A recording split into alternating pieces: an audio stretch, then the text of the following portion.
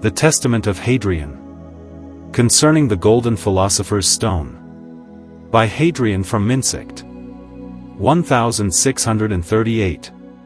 Epilogue. And so finally, kind reader, I have now completed, by the grace of God, this new edition of my medicinal chemical compositions, greatly enlarged and enriched with many additions which I had promised. I have applied great diligence in reviewing, correcting, and polishing, to remove whatever errors or less suitable material may have crept in, to make it more fitting for public use. This edition, thus revised, corrected, and refined, is indeed such that it proves itself, not merely in name, but in truth, to be a treasure and an armory of medical chemical remedies, most effective for repelling all illnesses and afflictions of the human body. Yet I do not doubt that I will still face reproach from my Hadriano-mastiges, those critics who, like dogs, bark and gnaw now at this, now at that, not so much at the work itself, but at its author. For the work, being good in itself and long praised by the most skilled and noble in the medical profession, they cannot truly assail with criticism. So instead, they endeavor to tear down me, after God, as the author of this work, slandering and defaming me. And these detractors, as far as I have discerned from their howlings and bites, are not of one kind, but of various types. Some of them, though they have produced nothing similar, let alone better, whether because envy held them back, or laziness, or more likely, because they could not, nevertheless attribute to others what is solely mine by the grace of God. In doing so, they seek to rob the true author of his just reputation, and to tarnish those monuments, already long suspended by good men in the temple of fame and good opinion, which I, who begrudge no one their due, have earned. To this end, they try to cast down what is rightly mine, or at least to stain it with suspicions and defamations, flinging vain and feeble missiles from various quarters. Their chief and supposedly most powerful argument is this: art is long, life is short. How, then, they ask, can it be that so many singular experiments, spread throughout the entire art of medicine and requiring the longest experience, are the work of one man alone? Here I could, if I wished, lengthily recount how much others before me, in this and other fields, have each achieved in their own way, with great praise and admiration, though they live not overly long lives. But letting that be, I will speak only of my own labor, which I have now completed here, by the grace of God, most happily. I confess that I found this labor difficult and extremely arduous, but at last, with God's inspiration, I found it surmountable. Through the light of grace and nature, I discovered these things at great expense, and they have been successfully used and proven in the healing of many great princes and others over many years of my life. Out of love for the public good, I have not hesitated to bring them into the public light. If the envious still persist in denying that these things are solely mine, then let them show at last from whom and through whom these inventions came to them, and by whom and through whom they were communicated to me. But since such a demonstration seems unlikely to succeed as they wish, these same detractors faltering and falling short, another band of even baser fellows tries to join forces with them and offer supporting aid. These ones, whatever good has been done in this little work of ours, which even they cannot deny to be good in itself, its own merit commending it like a fine wine, attribute all of it to a familiar spirit. They would be right, indeed, if by this spirit they primarily and principally meant that spirit, by whom all things work in all, from whom, in whom, and through whom are all things, in whom we live, move, and have our being, namely, the divine and omnipotent Spirit, familiar to all good things. Even the pagan poet, acknowledging his gifts, says, "There is a God within us, by his motion we grow warm. That Spirit comes from the heavenly halls. To him alone, namely, the giver and mover of all things, I ascribe whatever good is here, with singular gratitude. And I daily beseech him in my prayers that he may ever remain most familiar, gracious, and propitious to me."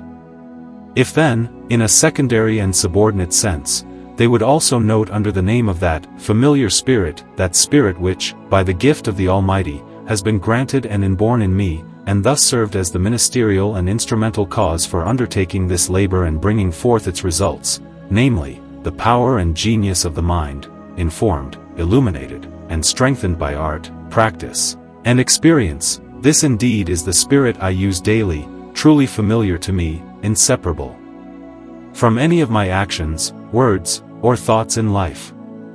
Without such a familiar spirit, there would be little difference between me and a brute beast, or even a stump or log.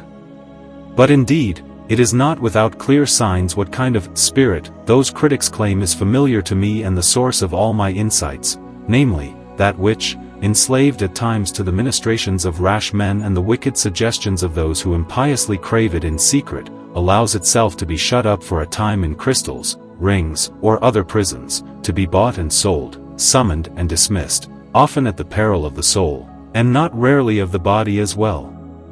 Truly then, relying on the witness of God himself, the searcher of hearts, and on the innocence of my conscience against these impious accusations, I deem these slanderers and traducers of mine to be rightly guilty of the horrid crime of blasphemy. For they attribute to a demon the gifts of God, which have been granted to me by divine favor, and which I have manifestly used for nothing other than the glory of God and the salvation of mankind. Thus, I place these impious blasphemers in no other category than that in which Christ himself placed the Pharisees, those offspring of vipers who ascribed divine works to Beelzebub. For he, being himself evil and the source of all evil, works only evil. And if he ever appears to work something under the guise of good, he only intends it for man's destruction. Therefore, to that most wicked demon in Satan, who, with Pharisaic hatred, claims as his own those divine gifts given for the health of mankind, I say, let those who ascribe the same to him, in name and title, earn also his satanic and diabolical condemnation. And unless they seriously repent in due time, they shall not escape the punishment so deserved for such a heinous crime. Finally, I also suffer the insolence and shameless boldness of those, shall I call them Catos, or rather Catapancrites, who, by their usual custom and canine impudence, barking at everything, attack and gnaw at all things unless they glorify themselves.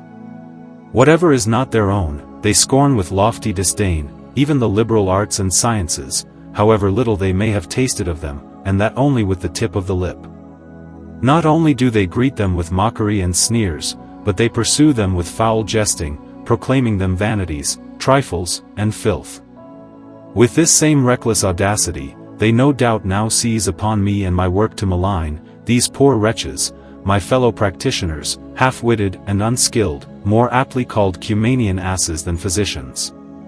For their supply of medical knowledge, and of other arts and sciences, is scant indeed. But as the proverb says, the more unlearned, the more impudent. So it is with these my Zoiluses, who would be Aristarchuses, if the gods allow it. Since they cannot shine by their own merit or fame, they take another route, seeking to diminish the virtue and reputation of others through slanders, while loudly boasting of themselves and their own works, especially among the ignorant and their own kind. And the more simple-minded they are, the more they hunt after praise and glory for themselves, recalling the proverb, "'Tis easy to mock, and easier to imitate." But oh, that wretched praise, vain and puffed-up glory, which, when it comes down to the thing itself, and they must, as the saying goes, leap in roads, utterly vanishes. Thus, imitating the presumptuousness of Icarus, they share alike in his downfall and disgrace, such that the Horatian line rightly finds its place here, "Could you hold your laughter, friends?" From this shameful fall, what sickness does their affected glory bring upon them, and I speak of what I have seen and known.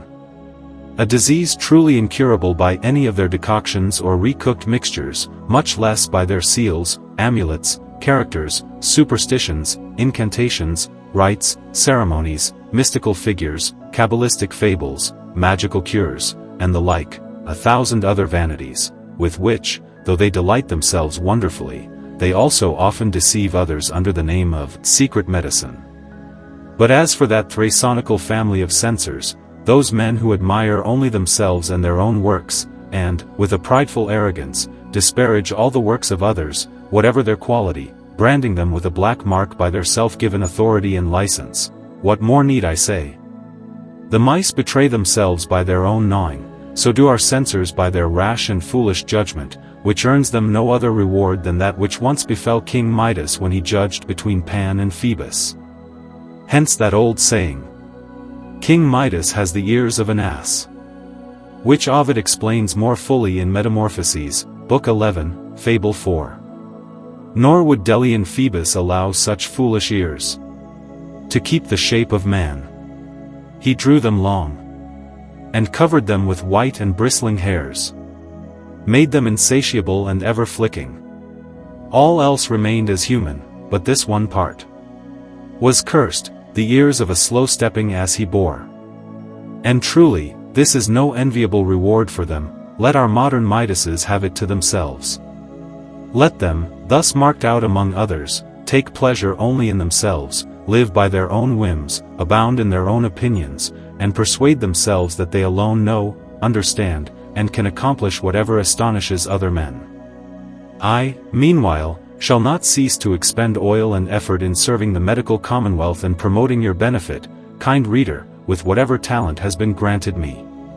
In this very spirit, and yielding also to the encouragements of my friends, indeed of princes and great men, I preferred to publish both this work and the former one, rather than fear the barking censures of Zoilian dogs.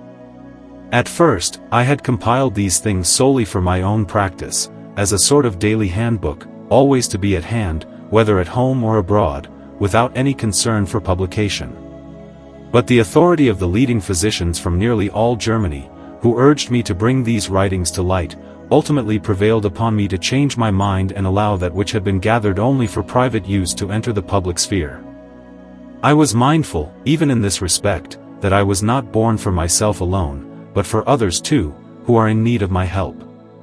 Therefore, to such people as these, not to those Monosophists and Mygosophists Aristarchuses, who admire nothing but themselves, whose judgments, since they are either ignorant of the very foundations of medicine, or preoccupied by a certain natural defect, or have just stepped forth from the barber's shop or stable, with unwashed hands and feet, and who rashly declare my works partly venomous, partly imperfect, useless and superfluous, though they themselves have yet offered nothing more ingenious, excellent, or safer, I have willingly chosen to communicate these writings, and not to hide anything with envious secrecy.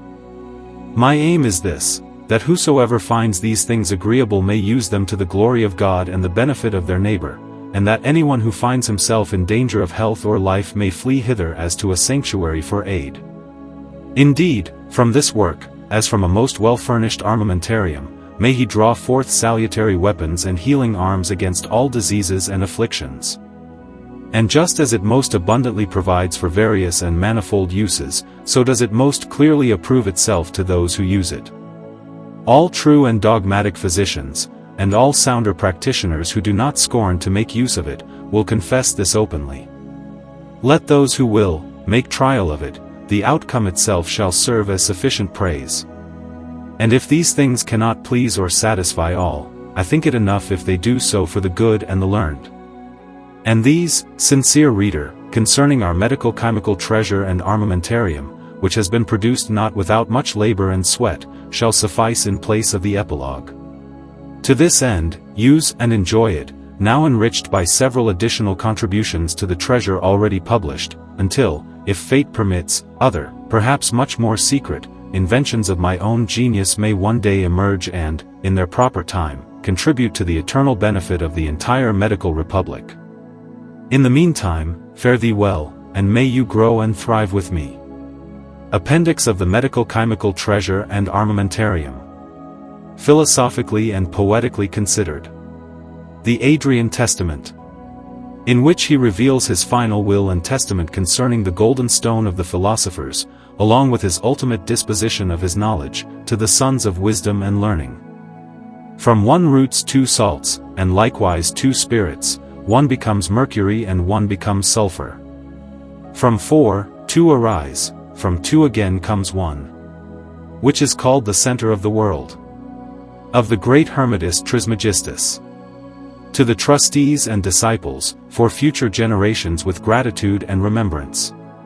To the illustrious and noble Count and Lord Mr. George Ludwig, Count of Schwarzenberg, Lord of Hohenlandsberg and Moreau, etc. Privy Councillor to His Imperial Majesty, Chamberlain, and Supreme Marshal of the Court, His Most Clement Lord. I am mindful of those things, noble lord, which, after having been granted to me by the illustrious, under the auspices of Phoebus, led me to know your countenance, where the magnanimous hero Tilius lay, his legs pierced by fiery metal. Indeed, it was your fibers that death, menacing Sicilian death, would later seek, fated to meet its fatal blows. Yet, through the power of our sacred art, this was all dispelled, blessed by the divine breath of the Numen. Which, then, what deeds, what gratitude, did my muses follow? And thus, having acknowledged such a new honor, Apollo, our own, rejoiced in such a great patron. These things I recall in my memory, constantly revisiting them in thought, whereby the pleasant faces of past times open up in conversation with me. Thus, granted to proceed, why should I not now venture farther, and journey through the learned world? Great honor it is to have had, Excellency, your subjects, cultivators of knowledge and the spirit of learning. Who could be a greater hero? In doctrine, even revealing the hidden truths of nature, seeking the alchemical riches, and the philosopher's stone? This I offer, philosopher, what could be more precious than this? While the progeny of wisdom, by these testamentary writings, I present, in order to be more worthy of publication, except with the aid of your protection, noble lord. Your virtue, well known to the Phoebus-descended men, rightfully claims it, and your rare knowledge exemplifies it. Therefore, what is owed by these titles, accept it gently. Accept it and defend it with the illustrious shield of favor. O noble Count, memorialized in my Comanian songs, while the mind and voice of Apollo moves these strings. Illustrious and noble T. Most devoted Hadrianus from Mynsicht, Count Palatine, Medicus, Doctor of Philosophy, of the Roman Emperor, and so forth. The Golden Age revived. I sought, I found, I purified often, and I joined, I matured, the golden tincture followed, which is now called the center of the world. Hence, all the senses, all writings, and various forms of the man. I candidly admit to all, medicine in metals, and simultaneously with the sick. A point divinely originated. The testament of Hadrianus on the golden philosopher's stone. You have a treasure, reader, which was discovered and acquired with great care and effort. If it pleases you, it is yours, for the divine favor has granted it to us. It is Apollo, the giver, who has bestowed it upon us. I reveal to noble men what they ask of me, that which has been produced for the common good. What Zoilus might gnaw at with his insane tongue, I am not concerned. An equal censor suffices. One who is wise, and who finds no fault in our work. To criticize the deeds of others is for few. Those whom Jupiter has shaped from a better metal, and whom he has commanded to distinguish the crooked from the straight. To these judges, my work is subject. And through them, God has granted us the knowledge of the high mysteries of the Golden River, revealing hidden paths in nature. It is permitted to none but the wise, under the auspice of the one divine Father, to penetrate these mysteries. This person, radiant with the wisdom of the divine, is honored, enriched with abundance, and made more powerful than the most abundant treasures. It was revealed many years ago under a fictitious name. That true interpreter of my genius, the one who brings forth the golden age of a revived century. It was he, I say, Henry, with the cloak of Medathinus, who, while seeking praise from the winds of empty glory, is falsely flattered by some vain Batillus. Behold, he rightly rages against the undeserved honor. And Apollo, with foresight, grants his hope to the client, revealing the author's name, lest the false one boast with his crow's feathers. Thus, my little book, content with these pages, is not yet intended to expose the mysteries of my work to an ungrateful world. The union of such things is not to be given to swine, nor to dogs, nor to profane souls. However, to the extraordinary part of the world, And to the noble minds granted to me, I have not been envious of such talents. Lest I seem to be born only for them, and not for all. Behold, the progeny of heaven, which my messenger once foretold. I, clothed in foreign garb, now reveal to you.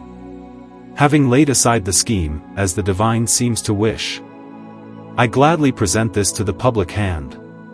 In the solemn form of the testamental records, as is appropriate. To you, the heir, I leave these records of my heart. For the praise of the divine Spirit, as it is fitting, with a grateful mind. Thus, that the perfection of the testament may be made clear. I testify, with 7 witnesses duly called. They being Saturn the elder, Phoebus, the winged Selenius, Jupiter the good, Mavers, Venus of Cyprus, and Luna. To these is added the father of all the wise men, Hermes. The scribe who is sought, who has written all with true words. And who, as a faithful guardian, keeps it in the ark. It is not permitted for anyone to break the seals in their absence. For it is fitting that the act is completed in the presence of all. For if even one witness is absent, the testament would be null and void. How vast is the treasure hidden deep within the ground, which is entrusted to your use, O heir. Once the seals are opened, the testament will show what was kept hidden. In the meantime, as long as the hermetic scrolls are guarded, they must be kept in secret, under the sole use of those wise in the divine light, for whom the divine has granted the inner mysteries of truth. This is for your benefit, O noble line of divine Sophia, to whom the gods have given minds illuminated by the secret light. This knowledge is unknown to the common people, and not revealed to the ignorant, though often a rash tongue will foolishly blurt out its judgments. Just like the judgment passed between Pan and Apollo. Deservedly, like Midas, the little king with donkey ears is laughed at. That man who approves of nothing unless it matches his own deeds, or is aligned with his own narrow brain. Such is the herd of men, unworthy of these sacred mysteries, which, by the indulgence of the divine Spirit and through many prayers, and labor immense, unwavering even under envy's darts, and the biting of the many-headed Hydra, are at last obtained. Ah, how often have I struggled with the many-headed Chimera, while divine Pallas led me to her sacred art. What snares envy lays, what deceits cruel slander hurls, to draw me back from sacred pursuits. Yet love of truth prevails, and holy science is victorious. O science, chosen above numberless gifts of the divine. And why not? When it is more excellent than all things, that ever a king, even the richest, held in his treasure. The wealth of mighty Solomon, the riches of Crassus, were great. Great heaps of gold were held by the effeminate king Sardanapalus in his Assyrian court. Other great kings and leaders possessed great treasures, but this one treasure surpasses them all, as a living spring surpasses a stagnant marsh. Therefore, whoever wishes the golden rivers of that fountain to gush forth for you, and to draw the sacred, eternal streams of ambrosia, cast away, I say, the fool's bait. Do not pursue the viscera of nature in plants or animals, nor chase the varied snares of many substances, which, while focused on distant natures, cloak the art and themselves in dark shadows. Hold to this alone, which I here reveal, bare and simple. Search the mineral veins, draw forth what nature brings you from her nearby womb. There you will find that which alone is the material of our stone, the first origin of so many goods, though externally base in appearance. Here is the sacred fountain, this is the blessed water of the wise, the mercurial glory, the fruitful flower of gold, the single noble bridal bed of the spouses, the noble seed. As once there was one matter, one chaos, created by the right hand of loving Jehovah, the single origin of all things, from which, by the supreme God's command, all things emerged, which the whole world now contains. so too our stone came from one like mass. A compact, confused mass, within which lies hidden nature's four created elements. From this maternal womb is born at last that noble offspring of loving nature and art. Just as the same one mother is for our stone, so too she is the first of metals, whom it is needful to know. Capable of all forms, from her is every species seen, drawn forth from deep within the womb of the earth, over which presides the sevenfold order of planets. Behold, among them all, one surpasses the rest in strength. If any of the forms of metals must be dissolved by art, and returned to their first matter, it is ruled by this stone, the master, by its power. It commands the imperfect to assume the perfect form. He alone can do this, not imitable by anything under the heavens. Just as it is proper to the magnet to draw iron, or to bind with it. Hence, the perfection and honor of the physician depends on this one thing. Here hangs the master key, the crown of our theater. The high art bearing brilliant triumphs to the artist. So whoever desires these things, cleave with contentment to the matter I named, heed not those many things that countless philosophers offer you, describing in books various cisterns of materials, dry and remote from the true fountain. There is but one, and it remains the single gate to our secret. Seek rightly, and you shall find what you desire. But what, you ask, is this material? By what signs and under what stars? Is it to be discovered and named at last? It has already been said, it is the mother of metals, conceiving from whatever the earth yields in her veins, nourishing and bringing them to birth in her mineral womb, until the time is ripe for delivery. Moreover, it brings forth man himself, and once brought forth, it nourishes and strengthens the body's firm limbs. It is a powerful hermaphrodite, bearing beneath one body both male and female, with the 12-fold force of seed. The stars granted its form, the elements lend it power, and from itself the earthly force shapes its remaining figure. It is not to be sought beneath the Spanish sky, nor in the Indian mountains, not in the Italian soil, nor under the Libyan stars. It is brought forth from our own land, seen daily upon our own soil. A thing in common use, common in everyday affairs, often even played with in the streets by children. A thing of little esteem, because its hidden power is unknown, known only to the few, by gift of the gods. And rightly so, for what if a sword be given into the hands of madmen? Or a noble, massive horn to the rhinoceros? The better a thing is in itself, the worse its misuse.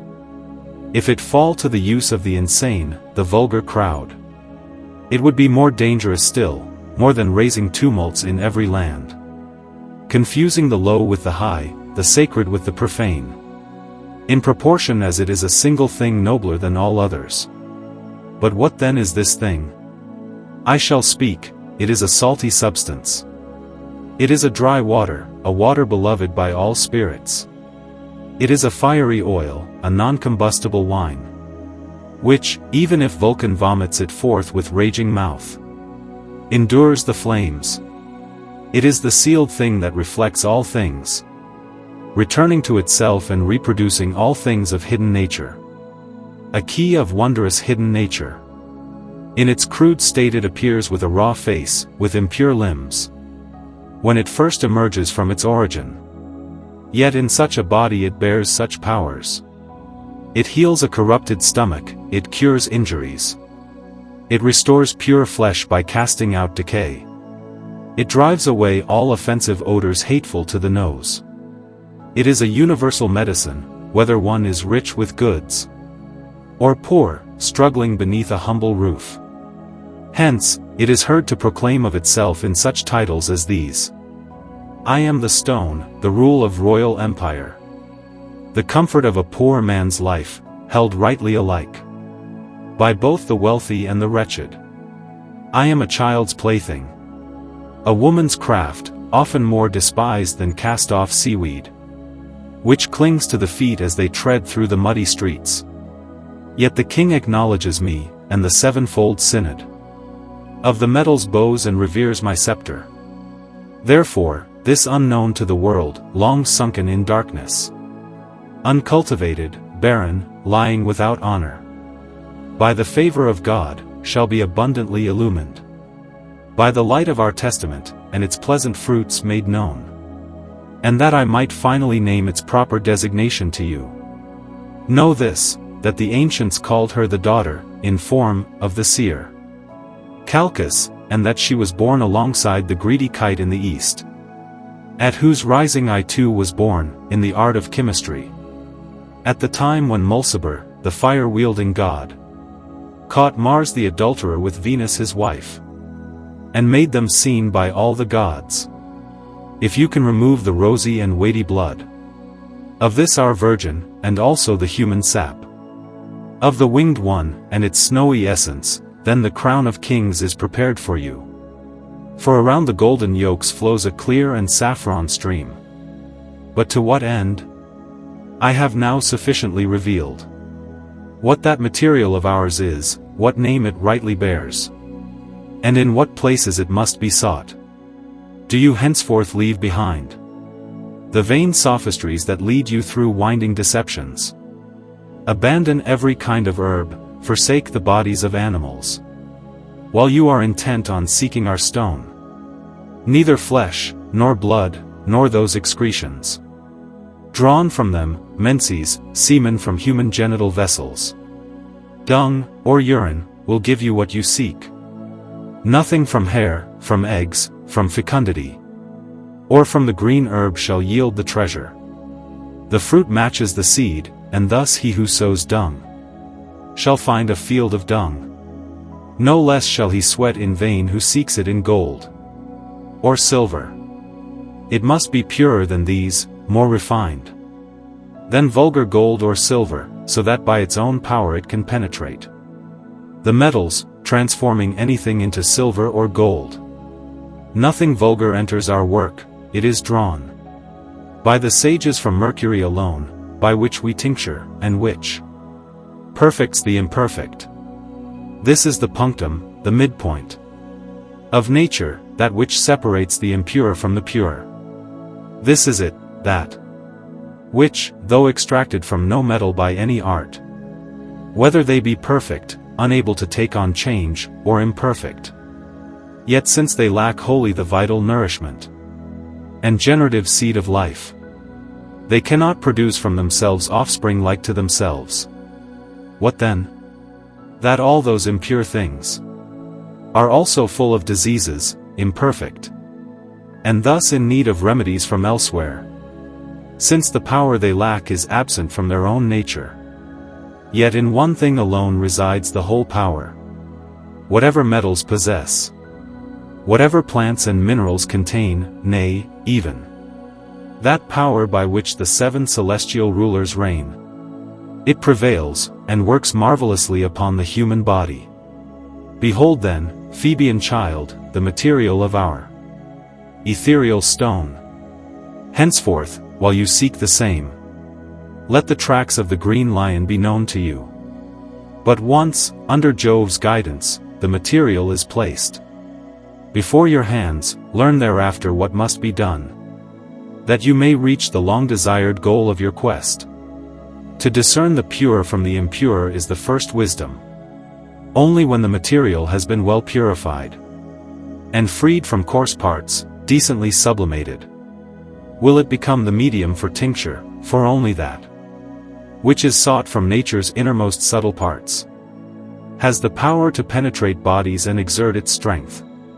Once this is perfected, from the purified extract, a wise artist will obtain 2 things, salt, distinguished by the philosophers with the name mercury, and then oil, red and weighty, in the form of sulfur.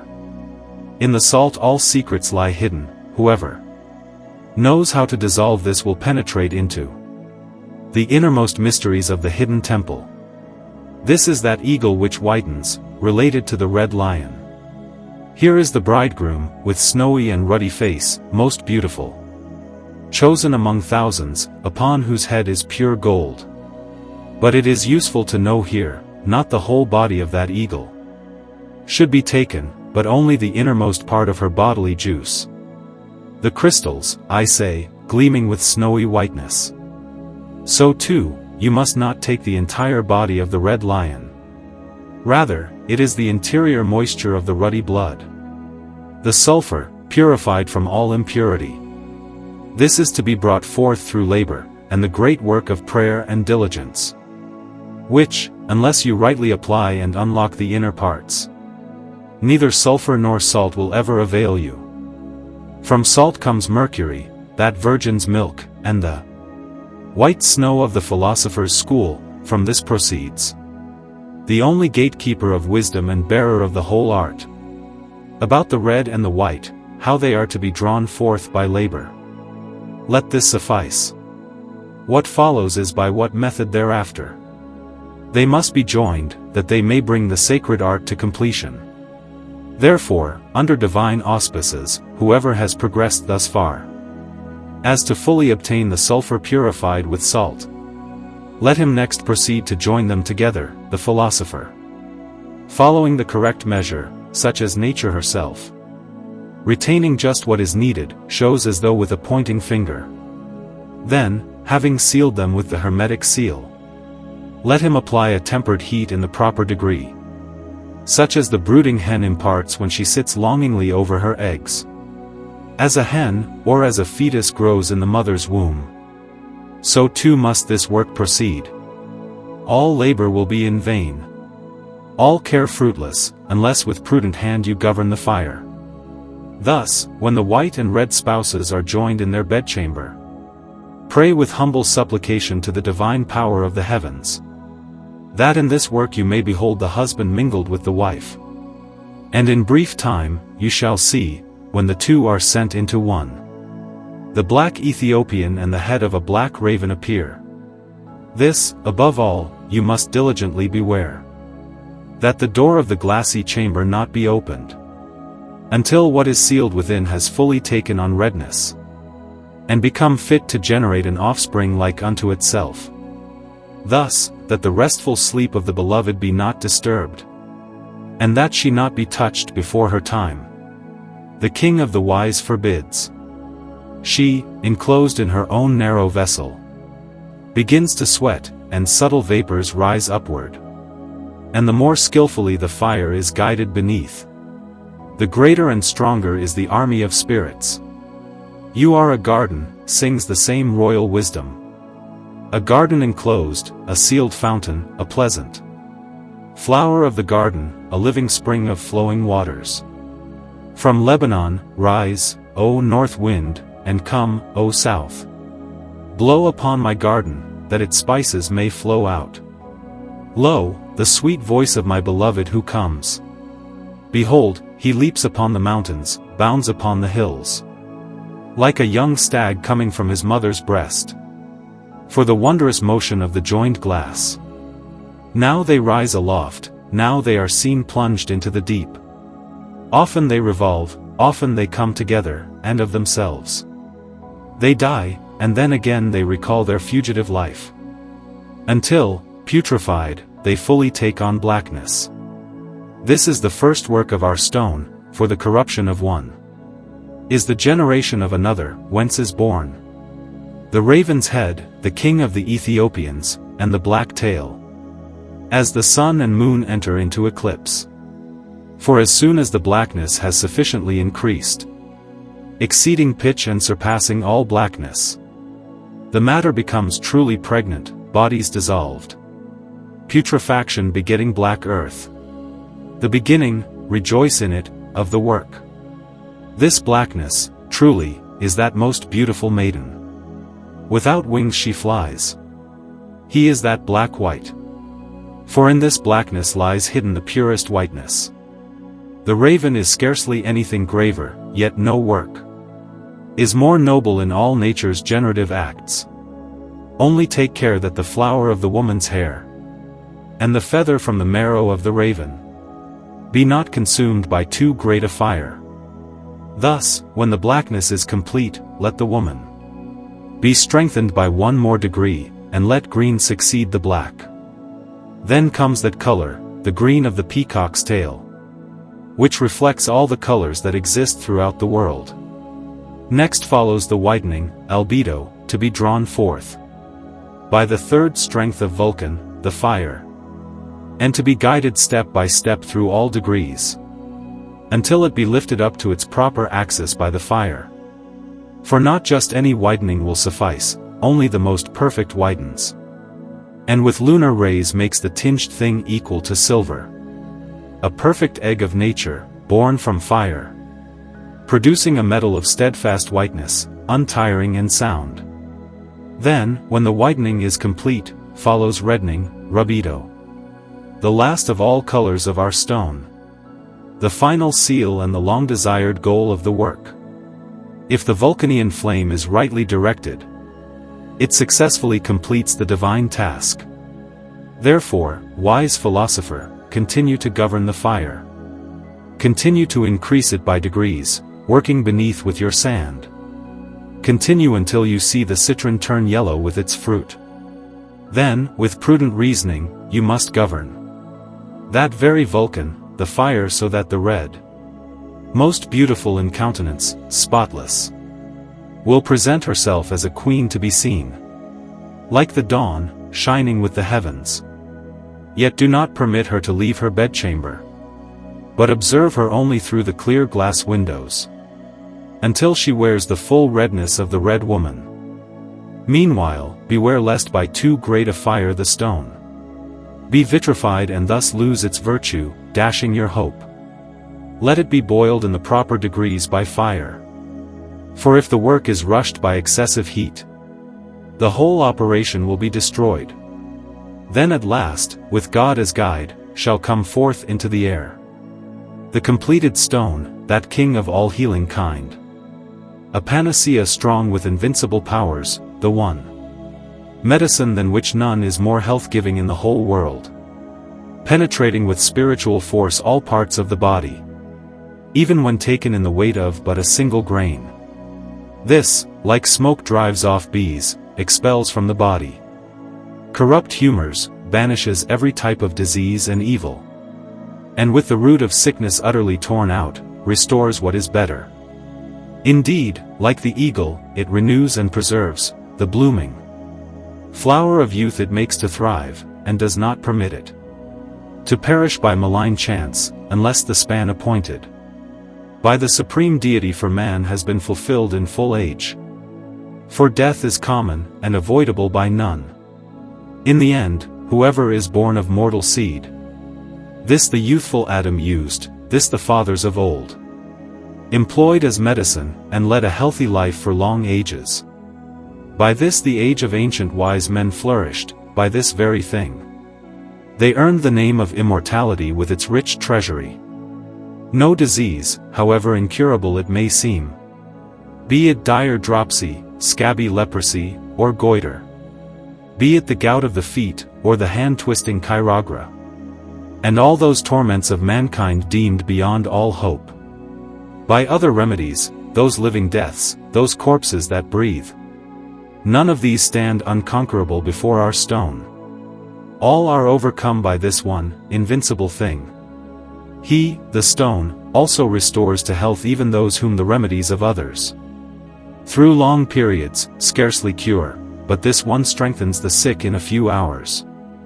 O great gift of medicine, to which, of whatever is in the world, nothing in practical use deserves a more excellent trophy. But lest its leprous scab remain even when uncorrected by impure metals, let it be stripped of every defect of nature, and be adorned with the highest honor. We must proceed further, and the operation of our stone must be multiplied, that it may acquire new divine powers. Therefore, the completed stone must again be inserted into its own mother, by whom it was born, namely into the twofold salts, into the mercurial womb, that blessed fountain, and therein be placed under the just weight of the philosophers. Let the crystalline gate of the new heaven be closed again, cleverly sealed with the spagyric seal. Thus, inserted into the mother, thus received, into the transparent chamber, heated by fresh embers in new baths. Let it be rightly cooked again, until through every kind of color. The matter is led in order, this you may accomplish in 1 month. Which you had scarcely completed before in 10. Let one body again be generated from the 2. Its power shall be more divine than all else. In purging the impure, and in the tincturing of metals. Let it be recouped in the fire, by the same philosopher's method, again and again. And if anyone is permitted to repeat this labor so often, with God's aid he shall supply himself long centuries of life. The stone shall tincture all impurity of the world, even a single grain, so that it shines forth immediately purer than pure gold. The ferment remains, the final particle entering our tincture, indicating the sure way of penetrating impure metal. As Ariadne with her fixed thread pointed the path, so that Theseus, free from the impure prison of the labyrinth, might earn the right to wear the shining crown of the king. Thus, by this method, is fermentation made. From purified, sublime gold, let a most subtle leaf be formed, which Vulcan, the fire, shall gently join to the stone in one bridal chamber. Then with a stronger fire increasing, let it compel the union to continue 3 nights, and as many flowing days. So shall gold, adorned with spiritual gifts and with subtle vigor, penetrate all impure metals that lie before it. For the stone works nothing, and shall never tincture, unless it be joined and fermented with gold. It rejoices in the like, and when well joined, the tincture enters the body and, the impurity dissolved, brings forth the impure with a pure garment. Thus, from the fermented stone, thus rightly prepared, you shall finally discover this divine use of tincturing. 1 portion is to be taken in 10,000 parts, or even in numberless more, according as the tincture, multiplied by cooking, is to be mixed in the flux of fiery metals. And behold, a new birth, noble in value as gold. By affection, one body eagerly embraces another, though born from as different an origin as can be. The one passes into the nature of the other, compelled by virtue. From this, like begets like, and is born into the world. Therefore, he who uses the ferment well at the right stage, finds revealed to him the whole of fixation, that one and only process by which all things among the subtler created beings are perfected. This is the grain of the foundation, the noble center of the world. He who becomes its possessor, let him with grateful mouth praise Jehovah in hymns, who is the author of so great a gift. For dire poverty flees, as do disease and black melancholy, and from it wisdom flows in abundant streams. So great indeed is this our tincture, that through the whole world nothing exists to match it in equal powers. This is the golden shower of Jove. This is that spirit by which Noah, the cultivator of the vine, built the ark that preserved the world, by which Solomon gave the temple and its shining vessels, famed through all the earth. This is what Moses once used to construct the archetype of the temple, and raised it, radiant with much gold. This is what Ezra used to restore his fallen nation, and, renewed under its own laws, made it firm again. This is the one Spirit that prevails over all spirits, of all that are born from the womb of things. He, the giver of good fortune, of virtue, of honor. When poverty is utterly destroyed and the weight of evils cast off, grants all things besides with sweet and lasting peace. And just as to the good he gives good things in accordance with their wishes, honor, readiness, and the happy seasons of a long life. So also, if by the wicked it be defiled through wicked abuse, he dooms the ungrateful to eternal torment in Orcus. With these verses are concluded the mysteries of the sacred stone. Receive them, candid reader, and the testament of Hadrian, which, having been begun in the name of the holy name of God, let it thus be solemnly sealed. To him, the highest king who rules the heavenly spheres above, and governs all that is hidden within them with nourishing guidance.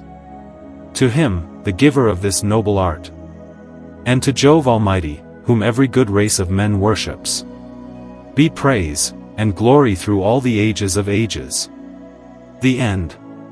Glory to the one and triune God.